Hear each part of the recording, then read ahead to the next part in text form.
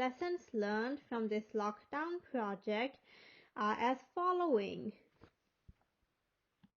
The goals are to define plans that should be implemented to narrow the attack surface of critical systems, and to list items, steps, hardware, or types of talent that can be implemented that could lead to alerting and blocking malicious traffic without slowing business operations.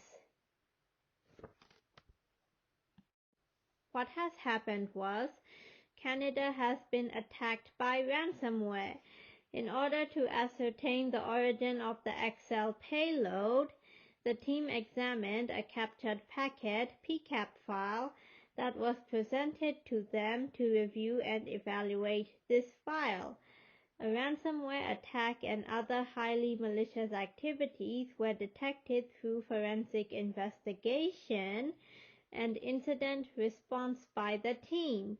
During the FVEY Summit, the detection of the Canada network has flaws that eventually left it vulnerable to the risk of becoming a victim of the following forms of attacks: distributed denial of service, DDoS, man-in-the-middle attacks, connections to the network by ransomware, and eventually phishing emails or connections that operate aside from the possibility of user error. Recommendations to the summit attendees are: attendees at this summit, as well as the representatives from Canada, are advised to use network security systems like Intrusion Detection Systems (IDS) or Intrusion Prevention Systems (IPS). Network traffic is analyzed by Intrusion Detection Systems (IDS) for signatures that complement documented cyber attacks. Packets are also processed by Intrusion Prevention Systems (IPS), but the packet can also be stopped from being sent depending on what kind of attacks it detects, helping to stop the attack.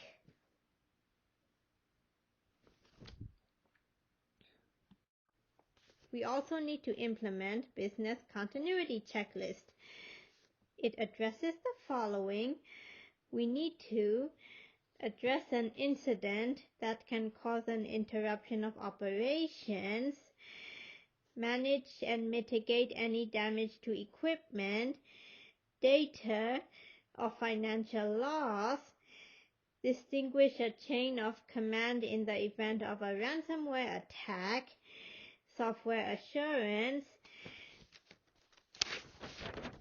cyber event/attack assessment must be part of a business continuity checklist and contain the following actions: identification of location of damage and type of damage that has occurred, an inventory assessment which will be conducted to determine the delta or harm caused, itemize the current state of all physical infrastructure components, and identification of the cause of the disruption or outage.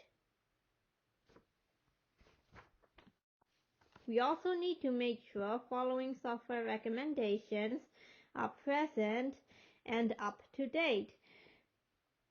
We need to utilize endpoint protection tools. The security software is a much broader term that encompasses embedded defense solutions such as firewalls, defense of endpoints, avoidance of intrusions, and information on threats and access controls. Last but not the least, employee education is of utmost importance. Inform IT team if any unusual file is noted immediately and not to click/execute that file. Do not use organization's email for any personal communication, and do not download any attachments from an unknown sender. Do not use outside USB attachment devices on office machines.